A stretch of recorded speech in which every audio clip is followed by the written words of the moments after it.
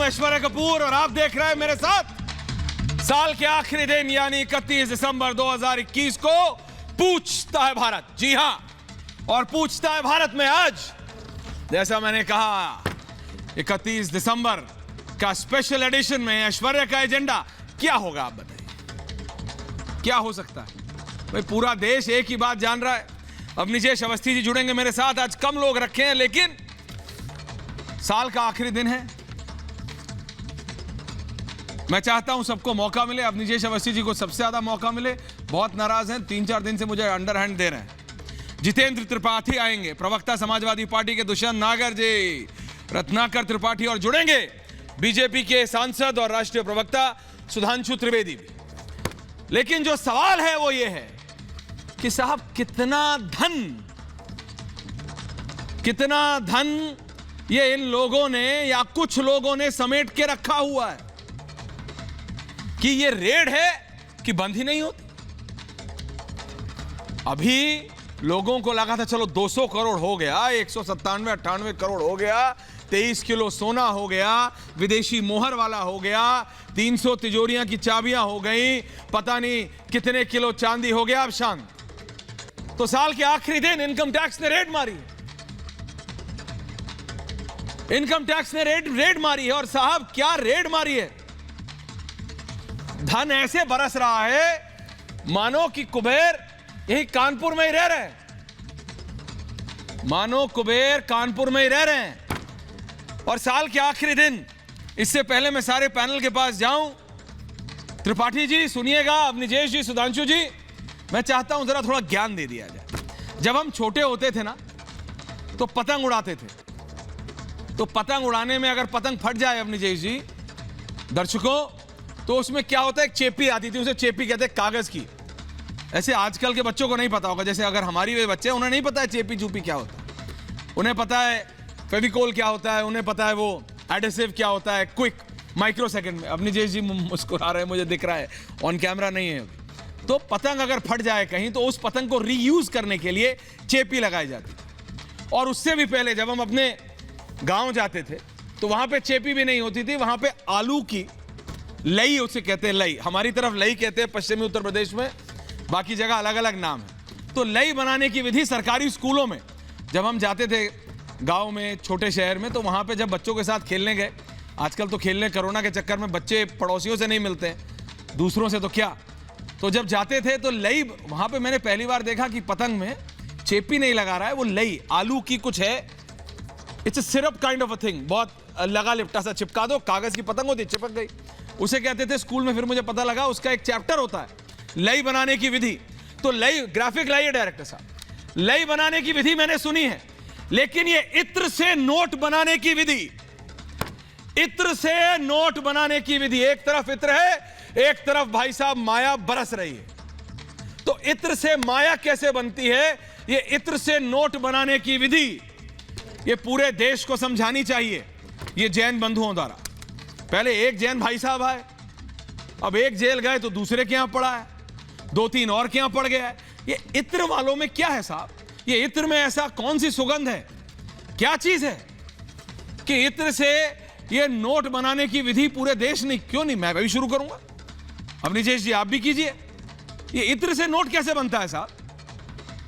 अगर इतना नोट इत्र से बनता है तो आधा देश इत्र नहीं बनाने लगेगा। जिसके यहां पढ़ रहा है वो इत्र के यहां ये करता है, वो पढ़ रहा है, वो दिल्ली में पढ़ा वो भी इत्र का आदमी है, मेरी टीम है वहां भी, कानपुर में पढ़ा वहां भी, याकूब जी बनाए वो भी इत्र का काम करते हैं, पहले वाले जैन साहब थे वो भी, दुष्यंत नागर भी जुड़ गए, दूसरे वाले इत्र वाले साहब आए, ये पंपी जैन, क्या जैन, फलाना जैन, अरे मैं कह रहा हूं साहब जो भी हो, नाम से फर्क नहीं पड़ता, लेकिन ये इत्र के नाम पे हो क्या रहा है? इत्र में नोट, मतलब इतना प्रॉफिट है क्या? अनंत धन दौलत है। तो ऐसा तो है नहीं कि सिर्फ इन्हीं जैन भाई साहब को पता था 2-3 को कि इत्र कैसे बनाते हैं। ये इत्र से एक खास तरीका है, इसीलिए मैंने कहा इत्र से नोट बनाने की विधि। फिर कह रहा हूं, आलू की लई बनाने की विधि तो पता है आप सबको, ये इत्र से नोट बनाने की विधि ये सिर्फ कुछ लोगों को पता है। और वो लोग माने ना माने, किसी भी पार्टी हो, साल का आखिरी दिन है 31 दिसंबर, कोई ना कोई राजनीतिक संरक्षण उनके पास है, कोई शक नहीं है इसमें।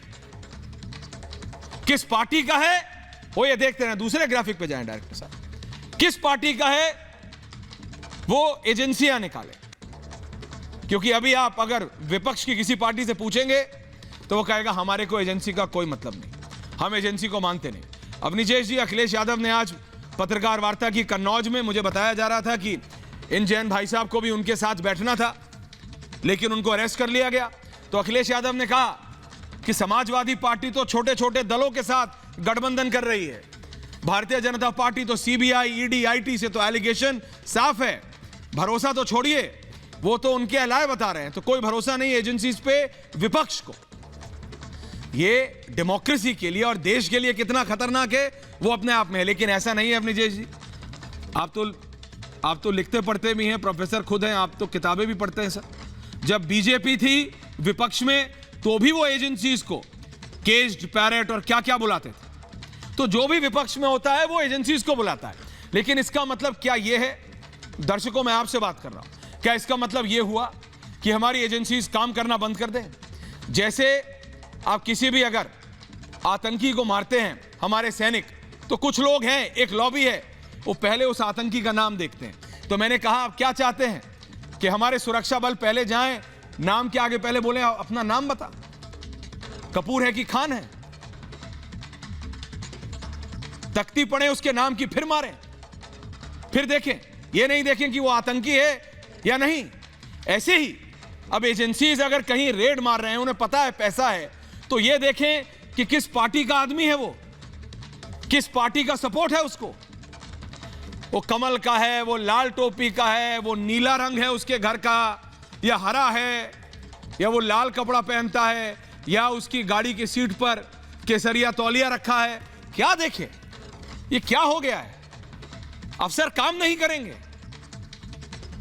वैसे ही मैं बता रहा हूं, जितना ये हो रहा है, कितनी एजेंसीज के ऑफिसर, अवनीश जी आप भी हजारों को जानते होंगे, आ रहा हूं अगले 2-3 मिनट में सर, अरे अफसर कह रहे हैं भैया हम तो काम कर रहे थे, ये क्या है?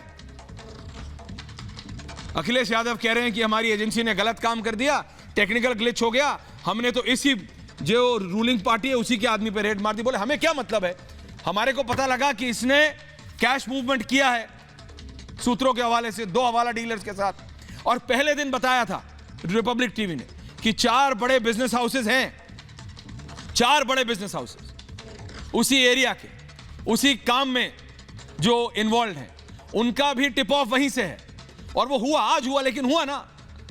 तो एजेंसी इस पे आप आंख बंद करके बोलें कि ये बीजेपी की वजह से कर रही है, या अगर कल को सपा ताकत में है या कोई और पार्टी, कांग्रेस पावर में है, वैसे लगता नहीं कांग्रेस आ रही है, कोई भी अगर आए तो वो बोले कि वो कर रहा है दूसरा, तो ऐसे फिर तो एजेंसी इसको बंद कर दीजिए। उन्होंने बोलिए सर आप घर जाइए, आप अपना काम मत कीजिए, आपको तनख्वाह मिलती रहेगी। क्या ये चाहता है देश? मैं फिर कह रहा हूं 200 करोड़ रुपया होता कितना है, ये अगर समझे ना हम लोग, कितना नोट गिनना पड़ा होगा। वो पहले दिन मेरे अंदर से वो इमोशंस अपने आप, मैंने कहा मैंने बैंक में अवनीश जी ऐसा मशीन नहीं देखी थी कि एक मशीन में 3 गड्डियां लग रही हो। मेरे बैंक में 1 गड्डी लगने वाली मशीन है, सही बता रहा हूं, मजाक की बात नहीं है। त्रिपाठी जी है क्या आपके बैंक में? रत्नाकर जी भी हैं, सबके पास अगले 2 मिनट में जा रहा हूं, सिर्फ अपने पैनल, अपने रिपोर्टर्स के पास जा रहा हूं, अवनीश जी और त्रिपाठी जी, फिर आ रहा हूं सीधा विवेक और गौरव। सबसे पहले गौरव आपके पास आ रहा हूं, कहां आए आप इस समय और क्या लेटेस्ट जानकारी है आपके पास? गौरव फुल फ्रेम कर दीजिए गौरव। बिल्कुल अश्विन, इस वक्त हम मौजूद हैं पुष्पराज जैन की जो ऑफिस है कानपुर स्थित, उसके बाहर। और आपको अगर तस्वीरें दिखाएं तो देखिए अंदर लगातार जो रेड है वो चल रही है। अब से ये तकरीबन 12 बजे सुबह से ये टीम यहाँ पर पहुंची थी और तब से लगातार अंदर जो रेड है वो जारी है। तमाम जो डॉक्यूमेंट्स है वो खंगाले गए, जो इनके सिस्टम लगे हुए, कंप्यूटर्स लगे हैं, इन पे भी बराबर जो अधिकारी थे वो यहाँ बैठकर पूरे चेक कर रहे थे, इनके बिल सारे खंगाले जा रहे हैं। और यही नहीं, जो पुष्पराज का कानपुर आवास है स्वरूप नगर स्थित, वहाँ पर भी रेड बराबर चल रही है। और जो इनके करीबी कहे जाने वाले, इनके रिलेशन में है अनूप जैन, डॉक्टर अनूप जैन, उनके यहाँ भी लगातार रेड चल रही है। आपको बता दें, दरअसल जिस तरह से पीयूष के बाद अब पीयूष से जुड़े जो तार थे से उनके कनेक्शन थे, उनके बारे में जो डिटेल्स है वो खंगाली जा रही थी, जिसमें कि पुष्पराज जो है उनका भी नाम था, जिसके चलते पूरी रेड हुई। और आपको बता दें, जिस तरह शुरुआत से ही पुष्पराज ये कह रहे थे कि उनका कोई कनेक्शन पीयूष नहीं, लेकिन जब रेड का दायरा बढ़ा, जब एजेंसियों ने अपना दायरा बढ़ाया जांच का, तो उसमें इनका नाम निकल कर आया, जिसके बाद अब इनके रेड लगातार जारी है। ये तस्वीरें देखिए साफ आपको दिखा रहे हैं, पुलिस भी मौजूद है। पुलिस की मौजूदगी में जो यहाँ का मैनेजर था उससे पूछताछ की जा रही है और अंदर पूरी टीमें हैं जो पूरी जांच कर रही, सारे डॉक्यूमेंट्स खंगाले जा रहे हैं। बिल्कुल। और गौरव से मैं सीधा विवेक के पास जा रहा हूं। विवेक, आप कन्नौज में, आप बताइए। विवेक फुल फ्रेम, और फिर मैं अपने पैनल के पास जाऊंगा। विवेक जी। विवेक देखिए, बिल्कुल मैं कन्नौज में चुपट्टी एरिया में हूं और ये पीयूष ये जो पंपी जैन है उनका ये घर है। ये घर की पहली बात तो आप पूरी तस्वीरें देखिए, ये पूरा 3 माले का ये घर है आराम से। और इस घर पर सुबह 8 बजे लगभग 7 से 8 लोग थे जो इस घर में आए और उसके बाद तब से लगातार जो जांच है वो चल रही है। पिछले 1 हफ्ते से जब पीयूष के यहाँ जब छापेमारी हुई थी तब पंपी जैन का नाम निकल के सामने आया था, लेकिन हालांकि उस दौरान ये कहा गया कि पंपी के सीधे तौर पर कनेक्शंस है, लेकिन उसको लेकर के अभी एजेंसीज ने जो अपने डॉक्यूमेंट फिलहाल शेयर किए उसमें बहुत ज्यादा डिटेल्स नहीं निकली। लेकिन इन सभी के जो आज जगहों पे छापेमारी हो रही है, आज लगभग 50 से अधिक जगहों पर जो छापेमारी हो रही है, वो सभी इत्र के कारोबार से जुड़े हुए लोग हैं। और जो यहां पर कन्नौज के जो 2 लोग हैं, एक तो पंपी जैन और दूसरे मियां मलिक, उन दोनों लोगों के अलग अलग ठिकानों पर छापेमारी हो रही है। पंपी जैन के कन्नौज में जो 4 अलग अलग इनके जो कारखाने हैं वहां पर छापेमारियां हुई हैं। वहीं मियां मलिक का जो यहाँ का जो घर है वहां पर छापेमारी के साथ साथ उनके जो भाई लखनऊ में रहते हैं वहां पर उनके घर, वहां पर छापेमारी हुई। जो इनका दिल्ली का आवास है वहां पर छापेमारी हुई। इसके साथ पंपी का जो परिवार है वो मुंबई में भी रहता है, तो वहां पर भी छापेमारी। कुल मिलाकर के एक साथ 50 से अधिक जगहों पर छापेमारी, लगभग 300 से 400 की टीम एक साथ पहुंचना और अलग अलग जगहों पर छापेमारी करना। निश्चित तौर पर आईटी डिपार्टमेंट के पास ये कहा जा रहा है कि उसके पास जो उसके सूत्र हैं वो उन्होंने कुछ बताई थी ऐसी चीजें कि इन लोगों के पास कुछ ऐसी। विवेक, आप वहां पे मौजूद है। अवनिजेश जी, रत्नाकर त्रिपाठी जी, मैं जानता हूं आपके मोबाइल में इंपॉर्टेंट मैसेज आ रहा होगा, लेकिन ये जरा देख लीजिए। कन्नौज, ये इनके घर पर छापेमारी जारी है। रात को आईटी की टीम सारी रात रेड जारी रखेगी। पीएसी के जवानों को बुला लिया गया है। वापस जा रहा हूं विवेक के पास। विवेक, कन्नौज में टीम सारी रात रेड जारी रखेगी। बिल्कुल विवेक जी, बिल्कुल जो टीम्स हैं वो सारी रात यहीं रहेंगी। रजाई और गद्दे भी अंदर ले जाए जा चुके हैं। जो पीएसी के जो जवान हैं वो यहाँ पर मौजूद रहेंगे और वो अलग अलग जो शिफ्ट्स हैं उसमें होकर के वो कुछ जवान यहाँ पर रात में वो बाहर, जैसे आपने देखे सिक्योरिटी अरेंजमेंट्स पूरी तरीके से पुख्ता है, इसी तरीके से अलग अलग जवान कुछ समय यहाँ पर 2 से 3 लोग रह रहे हैं, फिर वो लोग अंदर जा रहे हैं, फिर वहाँ रेस्ट हो रहा है। इसी तरीके से जो बाकी आईटी की जो टीम्स हैं वो भी सुबह से अंदर हैं। बीच में 4 टीमें बाहर से टेक्निकल टीम आई थी, वो फिर चली गई, लेकिन अभी जो हमारी जो जानकारी यही है कि आईटी की टीम अभी अंदर ही रहेगी। इसीलिए जो जवानों को यहाँ पर जो उनको रात में सोने के लिए जो टीम जो शिफ्ट चेंज होगी वो टीम अंदर रात में सोएगी। नहीं, लेकिन उससे ज्यादा जरूरी ये है विवेक, और उसके बाद में पैनल सुन रहा है, मैं इसीलिए 10-12 मिनट दिखा रहा हूं क्योंकि उसके बाद फिर तू मैं नहीं, ताकि आराम से बात करें। साल का आखिरी दिन है। पीयूष, आपके पास भी आ रहा हूं, लेकिन विवेक, इसका मतलब यह है कि इंक्रिमिनेटिंग, प्राइमा फासी इंक्रिमिनेटिंग एविडेंस मिला होगा ना, अदरवाइज सारी रात इनकम टैक्स टीम का रुकने का क्या मतलब है? जॉइंट तौर पे कुछ ना कुछ चीजें जी विवेक, बिल्कुल कुछ ना कुछ डॉक्यूमेंट जरूर मिले हैं जहाँ के हमारे जो सूत्र बता रहे हैं कि यहाँ पे जो चीजें हैं डॉक्यूमेंट्स को ज्यादा कंगाला जा रहा है। बाकी जो चीजें हैं, क्योंकि आप समझिए कि यहीं पर 4 दिन पहले यहाँ से 200 मीटर दूर अगर पीयूष के घर पर छापेमारी होती तो अगर कोई कैश अपने पास रखेगा भी तो वो भी अपने पास से कैश हटाने में कहीं ना कहीं सामर्थ्य होगा। और बीच में यह भी कहा गया कि पंपी जैन बीच में एक बार यहाँ से बाहर भी गए थे और उस दौरान उन्होंने अपने लोगों से मुलाकात भी की थी। हालांकि क्या चीजें हैं, कैश मिलेगा नहीं मिलेगा वो एक दूसरी बात है, लेकिन आज जो अंदर जो चीजें हो रही हैं वो डॉक्यूमेंट्स को काफी ज्यादा खंगाला जा रहा है। डॉक्यूमेंटेशन जो एक तरीके से जो इनके जो इनकी कंपनी जो काम करती है वो किस तरीके से काम करती है, उसके क्या ट्रांजैक्शंस हैं, उन चीजों को देखा जा रहा है। और बिल्कुल अभी उसमें प्रक्रिया में समय लगेगा, वो लगातार जो छानबीन है। बिल्कुल विवेक, आप रहे वहां पे क्योंकि पैनल वेट कर रहा है। मैं 30 सेकंड के लिए पीयूष के पास जा रहा हूं। पीयूष, आप दिल्ली में हैं, ये देश भर में, अभी मुझे लग रहा था कि कुबेर साहब कानपुर में ही हैं, भाई छिड़काव दिल्ली में भी हुआ है। पीयूष कहां हैं आप, बताइए। Full frame Piyush.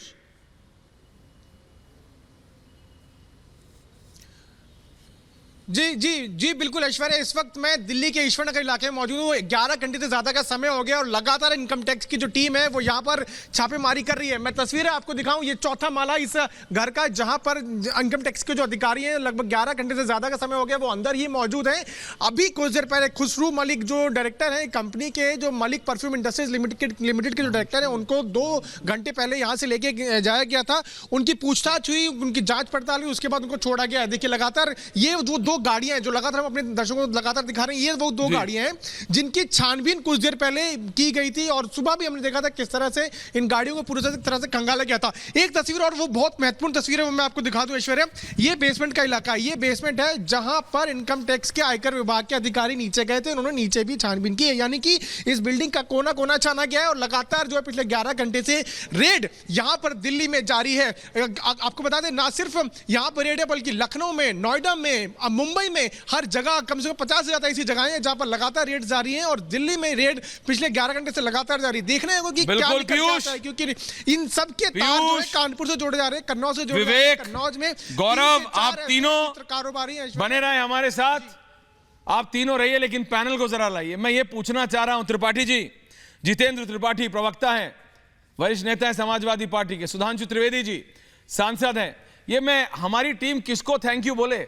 जो नए साल पे हमारे रिपोर्टर घर नहीं जा पा रहे हैं, ये अलग अलग जगह खड़े हैं, ये किसको थैंक यू बोले? जिससे पूछो वो बोलता है उसको बोलो, मेरे को मत बोलो। ये सारे हमारे जो साथी हैं ये सब परेशान हैं, बोला ये रेड नहीं बंद हो रही, ये काम नहीं बंद हो रहा है, क्यों आप लोग ऐसा काम करते? कौन किसके आदमी है? सुधांशु त्रिवेदी और जितेंद्र त्रिपाठी दोनों को लाइए जरा 1 मिनट, और फिर सबके पास जा रहा हूं। सुधांशु जी, जैसे ही मैं त्रिपाठी जी के पास या बीएसपी, किसी भी सपा बीएसपी जाऊं, वो सबसे पहले बोलते हैं कि देखो ये सब बीजेपी जानबूझ के करवा रही है, बीजेपी एजेंसीज का। अखिलेश यादव ने तो आज उनका अलायंस पार्टनर आपको बोल दिया, वो तो क्लियर बोल रहे हैं कि आप एजेंसीज का मिसयूज कर रहे हैं। सुधांशु त्रिवेदी जी, सांसद। देखिए ऐश्वर्या जी, आज वित्त मंत्री महोदया ने भी यह बात कही है, यदि कहीं पर कोई रेड होती और कुछ भी न बरामद होता तो माना जाता कि यह गलत हो गया या जानबूझ के परेशान करने के लिए किया गया। उन्होंने कहा सही जगह पर गए हैं आयकर वाले और सही टाइम पे गए। अब ये बताइए, अगर एजेंसीज के पास सूचना है कि सैकड़ों करोड़ रुपए रखा है, कई किलो सोना रखा हुआ है, तो उन्हें इसलिए हाथ पे धरे बैठा रहना चाहिए कि चुनाव हो जाए उसके बाद हम जाएं। इस प्रकार के तर्क देने वाले या तो मतिभ्रम के गहरे शिकार हैं अथवा उनके मन में कहीं ना कहीं कोई किसी प्रकार की सहानुभूति है। क्योंकि मैं याद दिलाना चाहता हूं ऐश्वर्या जी, ये इत्र, समाजवादी इत्र और वो शीशी दिखाकर प्रेस कॉन्फ्रेंस किसने की थी? अखिलेश जी ने की थी ना। और इनकी पार्टी वो अद्भुत पार्टी है जहां पर कि लोगों ने इस तरह के कारनामे करके दिखाए हैं। इनके एक नेता थे जो 10 साल के अंदर बीपीएल, बिलो पॉवर्टी लाइन, गरीबी की रेखा के नीचे थे और 10 साल के अंदर 150 करोड़ की ऑफिशियल संपत्ति उन्होंने दिखाई थी। तो ये ऐसा दिखा भी चुके हैं। और उत्तर प्रदेश के दोनों पूर्व मुख्यमंत्री मुलायम सिंह जी और मायावती जी, आय से अधिक संपत्ति रखने के मामले में सर्वोच्च न्यायालय के द्वारा उन पर मुकदमा भी चल चुका है। और वो कैसे उसमें बरी हुए थे वो सबको ध्यान है कि मनमोहन सिंह की सरकार में सीबीआई ने क्यों और किस कारण से वो अपना बदल दिया था स्टैंड। इसलिए इनकी अगर आप पृष्ठभूमि देखें, इनका संदर्भ देखें और इनकी आज की प्रतिक्रिया देखें तो सिर्फ संदेह ही नहीं होता है बल्कि यह विश्वास हो जाता है कि कहीं ना कहीं इस प्रकार की चीज में इनकी संलिप्तता है। इसलिए हम यह कहना चाहते हैं कि अगर जो कुछ हो रहा है आप ईमानदारी से उसके ऊपर कार्रवाई होने दीजिए, जो स्पष्ट होगा, जो दूध का दूध पानी का पानी हो जाएगा। जितेंद्र त्रिपाठी जी, समाजवादी पार्टी, जितेंद्र जी। जी बताएं त्रिपाठी जी। अरे ये एक सेकंड, मोबाइल बहुत आ रहा है, कॉल। हाँ, मैं ये कह रहा हूं कि ये तो जो सुधांशु जी ने कहा बिल्कुल ठीक ही है। अच्छा, ठीक ही है। ऑडियो में कोई दिक्कत हो रही है मेरे को लग रहा है, मैं जाऊंगा उनके पास दोबारा। त्रिपाठी जी, ऑडियो आ रहा है आपको मेरा? त्रिपाठी जी, आवाज आ रही है आपको? त्रिपाठी जी, ऑडियो आ रहा है? या तो जवाब नहीं है या क्या है, अभी देखते हैं। लेकिन मैं जा रहा हूं पहले दुष्यंत नागर और रत्नाकर जी को लाइए, रत्नाकर त्रिपाठी जी को लाइए। रत्नाकर जी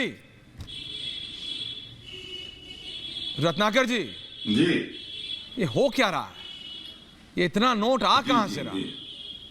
सपा कह रही है बीजेपी का है, बीजेपी कह रही है सपा का है, यहां भी कांग्रेस का नाम नहीं है। ये तो चलिए अच्छा है, लेकिन बसपा कह रही है बसपा कह रही है कि बीजेपी और सपा दोनों का एक साथ रखा हुआ है। कांग्रेस का क्या है भाई त्रिपाठी जी?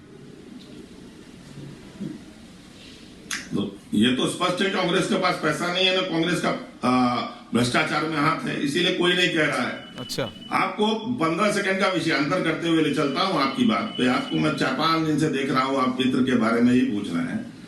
तो इत्र खाली पैसा नहीं जोड़ता, इत्र के बारे में कहते हैं कि इत्र जो है वो दिलों को जोड़ता है, बेचैन रूहों को सुकून देता है। उसमें लिखा गया है कि अब इत्र भी मिल लो तो मोहब्बत की बू नहीं, वो दिन हवा हुए जब पसीना गुलाब था। खाटी बनारसी हम लोग जैसे लोग जो निकलते हैं ना, मौसम के हिसाब से केवड़ा, मोगरा, चंदन, यहाँ पे ये रुई खोज के निकलते हैं और आपके हाथ पे ऐसे लगा देते हैं। ये हमारा प्यार होता है, आपके हाथ पे लगाया, आप सुनिए। मैं सुधांशु जी का बहुत शुक्रगुजार हूं कि उन्होंने अपरोक्ष रूप से ही सही ये मान लिया कि सरकारें ये काम करती हैं।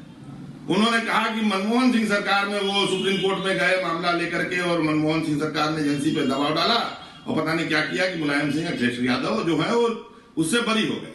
एकदम सही बात है, यही तो कह रहे हैं अखिलेश यादव कि एजेंसी पे केंद्र सरकार का दबाव, वो जबरदस्ती की रेड कर रही है, जबरदस्ती उनके लोगों को परेशान कर रही है। ये तो बात कह रहे हैं। अहमदाबाद में जिसके पास ये जा रहा था मसाला, उससे 3 करोड़ 90 लाख लेकर के जुर्माना छोड़ दिया गया। उसको क्यों नहीं पकड़ा गया?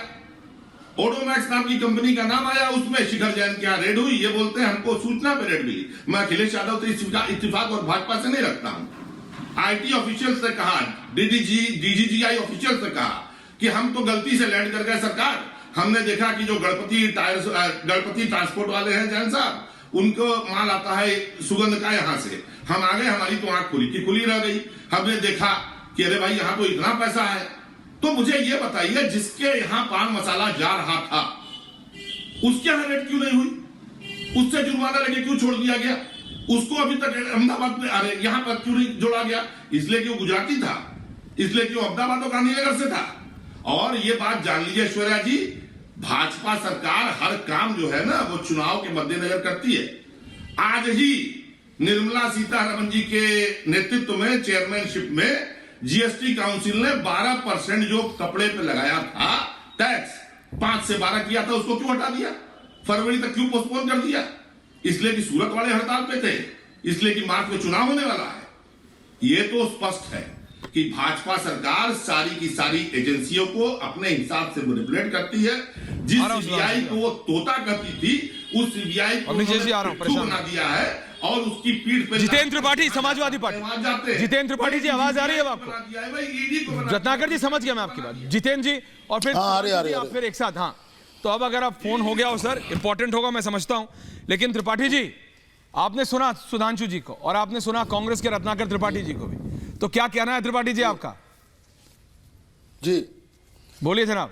मैं रत्नाकर त्रिपाठी जी को तो नहीं सुन पाया, मैं सुधांशु जी को मैंने थोड़ा सुना था, लेकिन आज चूंकि साल का आखिरी दिन है जी, बिल्कुल, तो पूरे पैनल को और आपको मैं नए साल की शुभकामनाएं देते हुए और देश की जनता को आपके महत्वपूर्ण चैनल से शुभकामनाएं देते हुए मैं अपनी बात शुरू करता हूं। सुधांशु जी ने जो भी अपनी बातें कही हैं, मैं उसके उत्तर में ये बोलना चाह रहा हूं कि देखिए, सारी जो भी आपको बोलना हो सब बोल लिए, लेकिन देश की जनता इतनी बेवकूफ़ नहीं है कि जो आप समझाएंगे वो हम समझ जाएंगे। 4.5 साल तक आपको इस बात की फुर्सत नहीं मिली कि हमको यहाँ रेड डालनी है, हमको यहाँ से कैश बरामद करना है, हमको इनको बदनाम करना है। आज जब चुनाव सर पे खड़ा हुआ है, आपको लगता है कि चुनाव में हालात ये हो गए हैं कि 4.5 साल में आपकी प्रदेश सरकार ने कुछ भी नहीं किया ऐसा जो कि गिनाया जाए। तो मोटा भाई के साथ साथ, मोटा भाई जो अपनी रैलियां कर रहे हैं, उनके साथ साथ ये ईडी और सीबीआई और जो तमाम एजेंसियां ये सब चल पड़ी हैं, ये सब उनका साथ दे रही हैं। प्रदेश की जनता को पता है कि आज 4.25 साल के बाद जो ये रेड और छापे की कार्रवाई हो रही है, इसके पीछे मंशा क्या है। और ये कोई इनका आज का कोई मैटर थोड़ी ना है, ये तो इनका पुरातन पौराणिक इनका इतिहास है।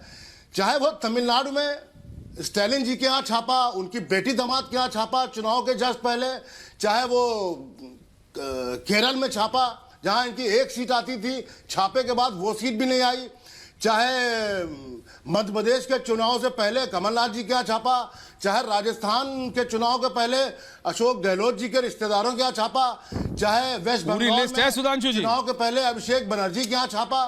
तो ये तो हाँ, ये सब पूरा अपना लाव लश्कर लेकर चलेंगे ही, किसी ना किसी तरह से चुनाव जीते। लेकिन आप देखिए इन सब चुनाव में इनका क्या हाल हुआ। मोटा भाई कहते थे कि बंगाल में हम 200 सीटें जीतेंगे, क्या हुआ, कहां रह गए। मध्य प्रदेश का चुनाव हम 150 सीट जीतेंगे, वो भी हार गए। राजस्थान जीतना था 150 सीट, वो भी हार गए। यहां भी जनता आपको माकूल जवाब देने के लिए बैठी है, खदेड़ा होगा। आप चाहे इनकम टैक्स का छापा डालिए, चाहे ईडी का छापा डालिए, चाहे आर्मी भेज दीजिए, चाहे ड्रोन अटैक करा दिए, चाहे रफाल से छापा मारिए, होगा वही जो प्रदेश की जनता चाहेगी। ठीक है, सुधांशु जी जवाब दे रहा हूं, फिर अवनीश जी आपके पास आपने उनके लिए अवनीश जी दुष्यंत नागर इसके बाद सुधांशु जी जवाब दे रहे हैं आपको। त्रिपाठी जी जवाब आ रहा है, त्रिपाठी जी जवाब दे रहे हैं, जवाब दे रहे हैं जी सुधांशु जी। देखिए, मैं जितेंद्र जी को इस बात के लिए साधुवाद दूंगा कि उन्होंने हमारे ऊपर आरोप लगाने की अकुलाहट में जितने विपक्ष के भ्रष्टाचार के आरोपी नेता थे सबके नाम गिना दिए, उत्तर भारत से लेकर दक्षिण भारत तक।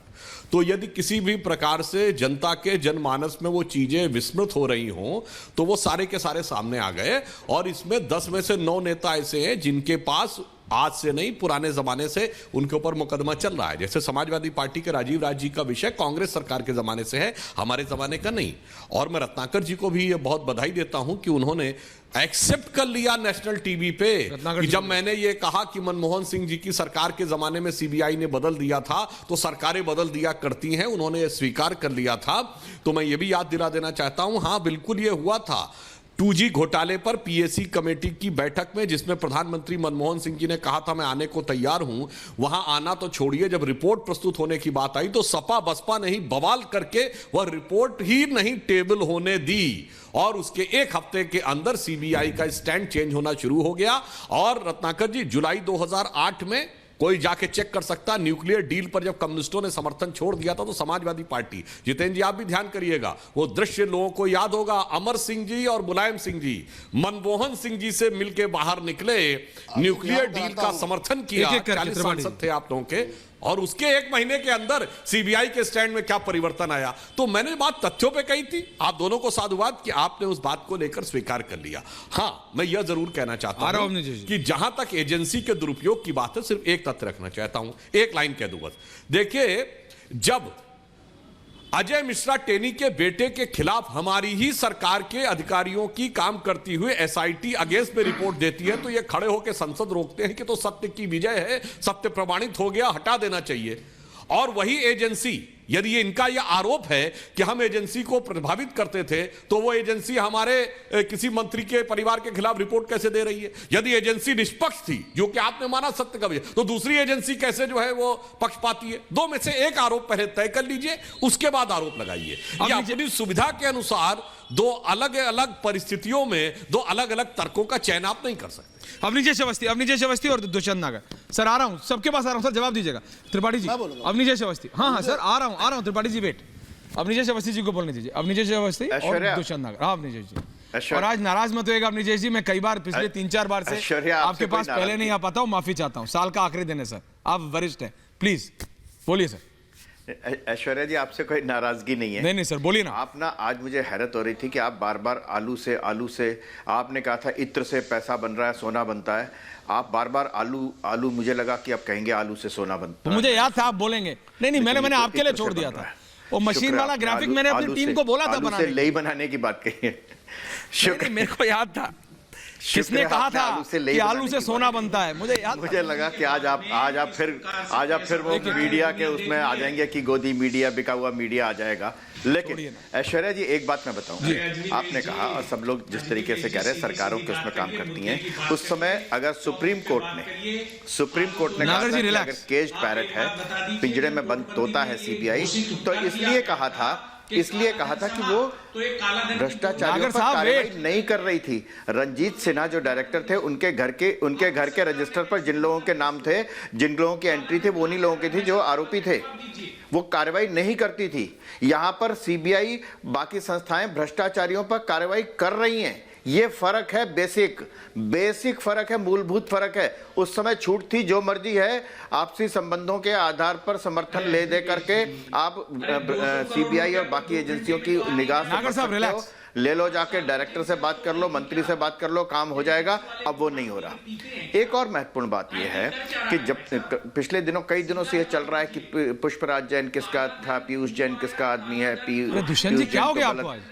एजेंसियां इतनी हल्के में काम नहीं करती कि सिर्फ पी जैन के नाम पर वो ये पोस्टमैन की तरह गलत डाकखाने में, गलत लेटर बॉक्स में चिट्ठी डाला है।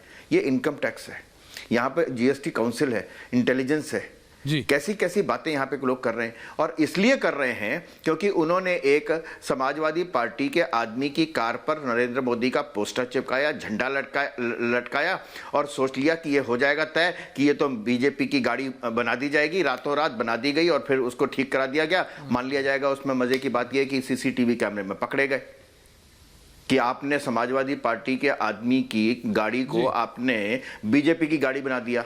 तो 3 दिन से लगातार लगे हुए हैं जी, पीयूष जैन तो बीजेपी का आदमी है, आज तक कोई फोटो नहीं, कोई संबंध नहीं, कोई प्रमाण नहीं, कोई कुछ नहीं। और अगर आपकी बात मान लूं तो बीजेपी ने अपने आदमी में कर लिया। महत्वपूर्ण बात यह है सिर्फ ऐश्वर्य कि अगर ये पैसे पकड़े गए हैं, ये भी मालूम चलेगा कब आए, कैसे आए, सोने की सिल्लियां कब आई, किसके समय में आई, किसके द्वारा आई, ये सब मालूम चलेगा, उगलेगा व्यक्ति। और इससे संबंधित जितने भी लोग हैं, पीयूष जैन से ही जो मिल रही होंगी, इनपुट्स मिल रही होंगी, उनके आधार पर और भी छापेमारी हो रही है।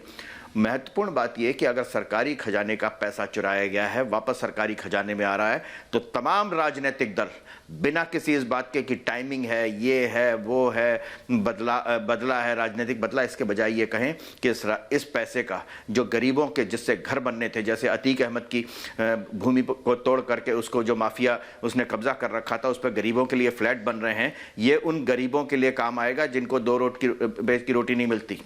ये है महत्वपूर्ण बात। ये सब राष्ट्र के निर्माण में, देश के निर्माण में, सड़क में, मेडिकल कॉलेज में, हॉस्पिटल में काम आने वाला है ये पैसा। दुष्यंत नागर जी बोलिए, नागर साहब बोलिए, अब बोलिए आप, उसके बाद आ रहा हूँ। त्रिपाठी जी आपके पास आ रहा हूँ। नहीं, आप हमको बोलने का मौका कहाँ देते हैं? अरे अब दे रहा हूँ नागर साहब, साल का आखिरी दिन है, आखिरी दिन भी लड़ोगे? मेरा सवाल, अरे कल से फिर लड़ लेंगे, आज छोड़ो। हाँ बताओ। देखिए, साल के आखिरी दिन में भी आप ईमानदारी नहीं बरत रहे हैं। ये कल की बात बरतिए, ये ठीक बोलो नागर साहब, पूरा तो मौका दे। आइए टॉपिक पे आइए, बोलिए। श्री त्रिवेदी जी, माननीय राज्यसभा सांसद, आपने और आपकी पार्टी ने सैकड़ों बार नोटबंदी हो गई साहब, काला धन खत्म हो गया, नरेंद्र मोदी आ गए, डिजिटल इंडिया हो गया, फलाना हो गया, ढिमकाना हो गया। भाई ये काला धन कहां से निकल रहा है?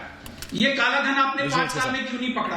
आपकी डबल इंजन की सरकारें चल रही है, देश में अवैध तरीके से विदेशी सोना आता है, देश में अवैध तरीके से काला धन एकत्रित किया जा रहा है। भाई ये कहां से आ रहा है, क्यों आ रहा है? आप लोग क्या यहाँ पे चुनाव से पहले छापा मार के ये दिखाते हैं कि हम बड़े देशभक्त हैं, और जो जिनके यहाँ छापा लगता है उनको विपक्षी पार्टियों से जोड़ के आप ये दिखाना चाहते हैं कि ये सब लोग विपक्षी पार्टियों की साजिश है, काला धन, आप देश को गुमराह करना चाहते हैं। आज जब रोजगार की बात होनी चाहिए थी, जॉब्स की बात होनी चाहिए थी, आर्थिक विकास की बात होनी चाहिए थी, आपने जो बड़े बड़े वादे किए 5 साल, जो लोगों को छला, कहां है वो डिफेंस कॉरिडोर? जब उसको दिखाने की बात होनी चाहिए थी, तो आप ये नोटों के चित्र दिखा के उत्तर प्रदेश की महान जनता को भ्रमाना चाहते हैं। क्यों आप लोग देश को धोखा दे रहे हैं? आपको बताना पड़ेगा।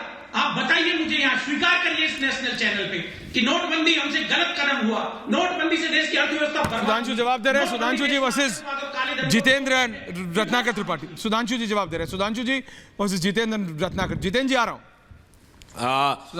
ऐश्वर्य जी, मैं स्तब्ध हूं, इसके बाद आ रहा हूं। भ्रष्टाचार के आरोपियों के पक्ष में किस हद तक विपक्ष के हमारे समर्थक लोग आके खड़े हैं। दुष्यंत नागर जी जबकि टीवी के ऊपर सामने इस समय पैरेलल में स्क्रीन में वो शॉट चल रहा है जिसमें नोटों गड्डियां दिखाई जा रही, उसके बाद आपको लग रहा भरमाया जा रहा है। जनाब आज डिजिटल के जमाने में जब सीधे चित्र दिख रहा है इसमें भरमाने का स्कोप नहीं है, और जो कहने की कोशिश करता भरमाया जा रहा है जनता समझ जाती है कि कौन भरमाया जा रहा है। और यहां मैं ईमानदारी से एक और बात भी कह देना चाहता हूं, अन्यथा नहीं लेना चाहिए। सपा बसपा दोनों पार्टियों के शीर्ष नेता मुलायम सिंह जी और मायावती जी डिस्प्रपोर्शनेट एसेट के केस में सर्वोच्च न्यायालय का मुकदमा झेल चुके हैं, और कांग्रेस पार्टी की वर्तमान अध्यक्षा और पूर्व अध्यक्ष नेशनल हेराल्ड केस में मुचलके के ऊपर है। तो इन लोगों के मन में जो शिद्दत होगी कि भ्रष्टाचार के आरोपियों को किस सीमा तक जाके बचाना चाहिए, जो छटपटाहट होगी वो समझा जा सकता है, सहज और स्वाभाविक है। और यही आपकी इस डिबेट में कहीं ना कहीं जाने अनजाने में या परिलक्षित होता चला जा रहा है, सामने सामने दिखाई पड़ता जा रहा है, छलक के आता चला जा रहा है कि क्यों हो रहा है, पहले क्यों नहीं पकड़ा गया, अब क्यों नहीं पकड़ा गया। ये तो ऐसा बचकाना तर्क है कि कोई कहे चोर की साहब पहले चोरी कर रहे थे क्यों नहीं पकड़ा गया। या अभी आप थोड़ी देर पहले ऐश्वर्या जी बचपन का जिक्र कर रहे थे ना, तो कोई बच्चा नकल करता पकड़ा जाता था तो वो कहता था अरे नकल तो वो भी कर रहा था, मेरी पर्ची क्यों पकड़ ली गई। इस ढंग के हल्के बचकाने तर्क देकर आप उत्तर प्रदेश की प्रबुद्ध जनता को भ्रमित नहीं कर पाएंगे, आश्वस्त रहिए। जितेंद्र त्रिपाठी समाजवादी पार्टी, बताइए सर। कितना बढ़िया सुधांशु जी विद्वान प्रवक्ता हैं और भाई हैं हमारे।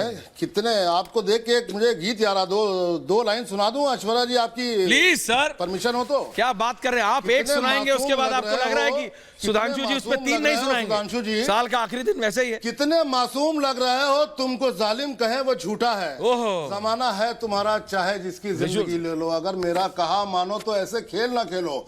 आपसे आपके मुंह से भ्रष्टाचार की बात, दुनिया की सबसे बड़ी पार्टी, संसार की सबसे बड़ी पार्टी, जिसको एक कोई मिस कॉल दे दे और वो उसका मेंबर बन जाता है, उसका अध्यक्ष बंगारू लक्ष्मण सामने सामने कैमरे में पैसा लेते पकड़ा गया था। पूरा कोई आदमी गूगल कर ले, बंगारू लक्ष्मण का नाम डाले तो पता लग जाए। आपके मुंह से भ्रष्टाचार की बात अच्छी नहीं लगती सुधांशु जी, कितना हिस्ट्री और ज्योग्राफी सुनाएंगे।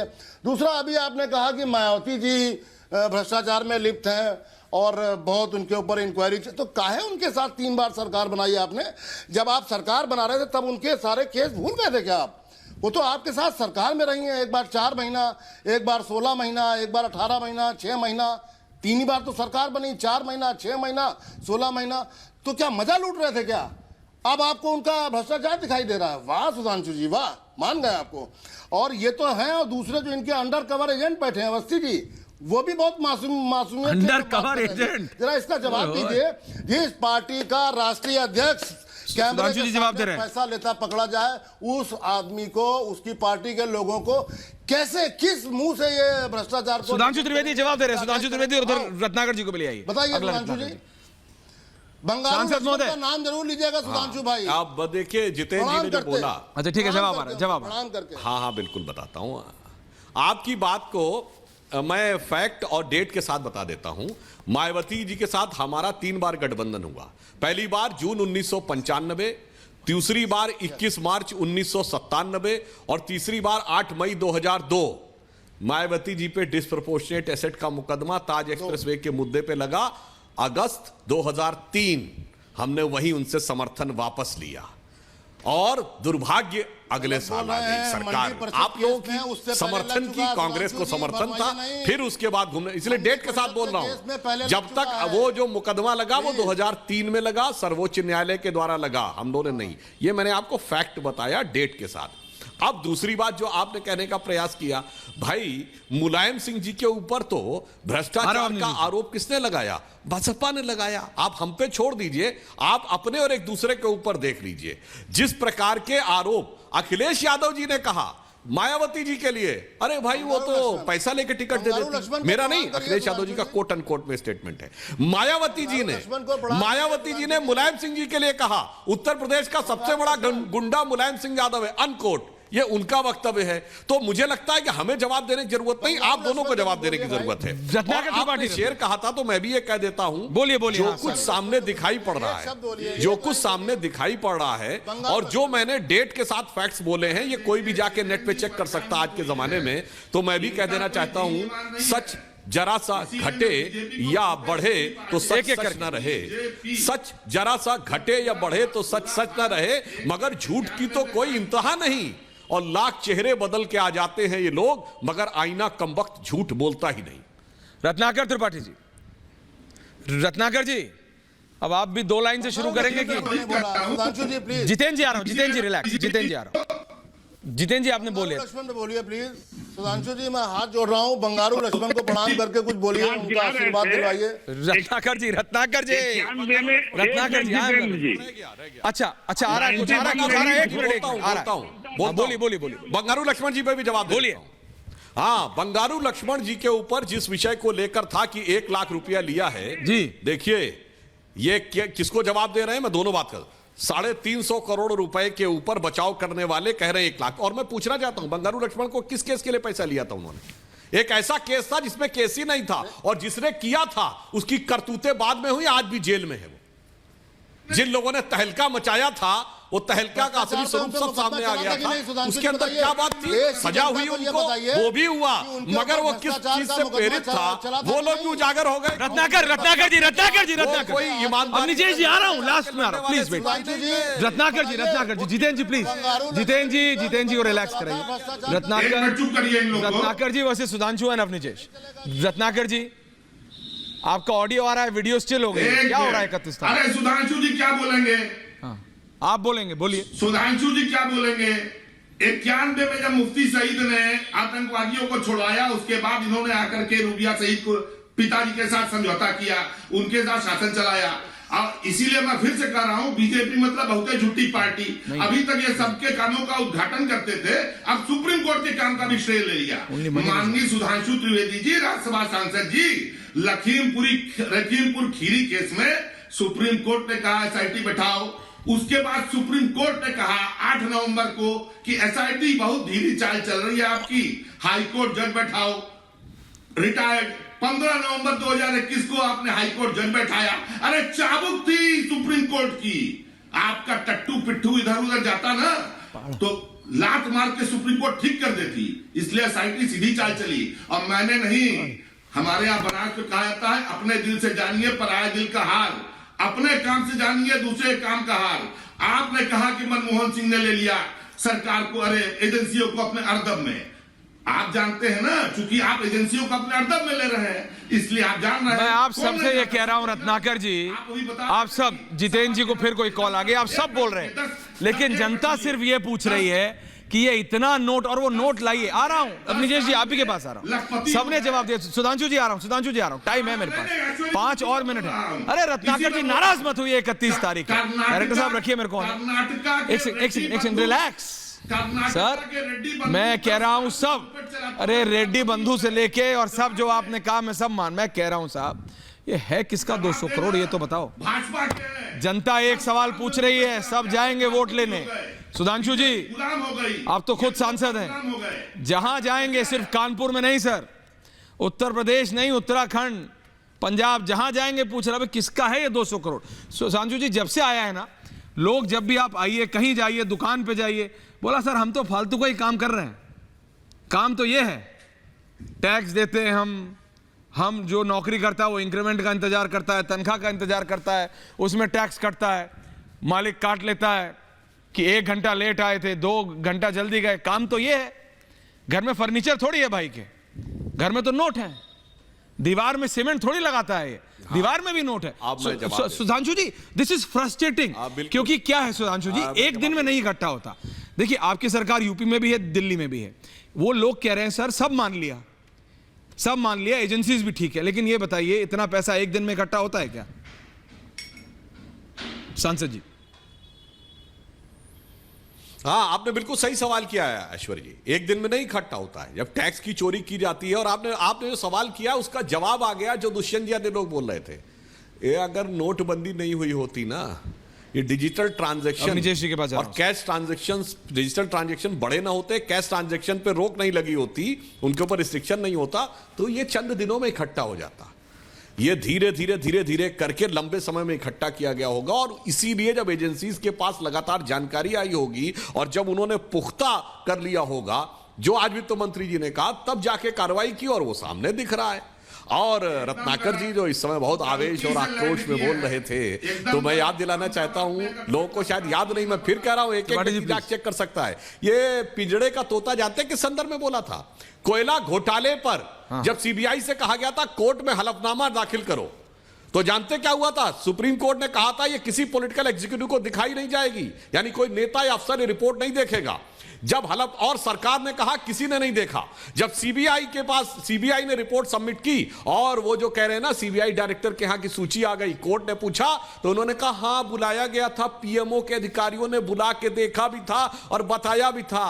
जनाब दुलत्ती आपके पड़ी थी, तब कोर्ट ने दुखी हो कहा था कि ये केस्ड पैरेट है, ये पिंजरे का तोता है, कोई भी जाके चेक कर सकता है। और मैं अन्यथा नहीं कहूंगा, बाकी सरकार में भ्रष्टाचार किया आपके दोनों नेता, तो अपनी पार्टी की संपत्ति में नेशनल हेराल्ड को, जो कि कांग्रेस पार्टी की संपत्ति मानी जाती थी, वो अपने में कर लिया। अपनी जैसे बस्ती, बाहर तो छोड़िए, शांति से शांति छोड़े सर, आखिरी दिन है साल का, ऐसा मत करो। और वो भी कोर्ट से निर्णय हुआ है। अपनी जैसे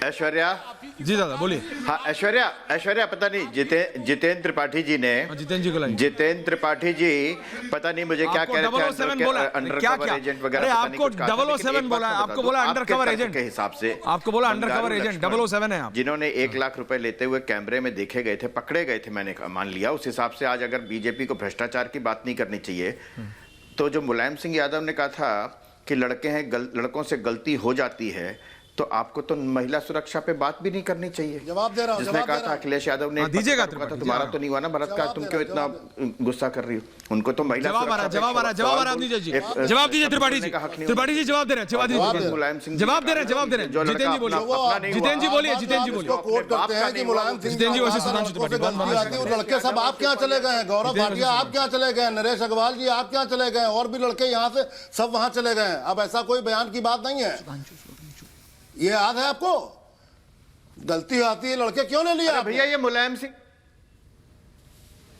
लड़कों से गलतियां हो जाती हैं, मुलायम सिंह जी ने कहा था, ये कहा था कार सेवकों पे गोलियां चलाई थी और क्या, और कितने मार देता, वही लड़के, ये मुलायम सिंह ने कहा था। ये देखिए, मैं आपकी बात समझ गया, मैं आपका वो इमोशन समझ गया निजेश जी, लेकिन सुधांशु जी दोबारा जिम्मेदारी आपकी ज्यादा बन जाती है। देखिए अब समय कम है, दुष्यंत नागर, त्रिपाठी जी, मतलब रत्नाकर जी, जितेंद्र जी, सबने सवाल खड़ा किया। सुधांशु जी जिम्मेदारी आपकी ज्यादा है, इसलिए लास्ट 30 सेकंड्स टू यू, क्योंकि यूपी में भी आपकी सरकार है, दिल्ली में भी आपकी सरकार है, चाहे 4 साल में इकट्ठा किया हो या 4 महीने में, जिम्मेदारी तो आपकी है। और ऐसे कितने और लोग हैं जिन्होंने 200-200 करोड़ रुपया घर में तहखाना बनाया हुआ है, घर ही में सुरंग है। सुधांशु जी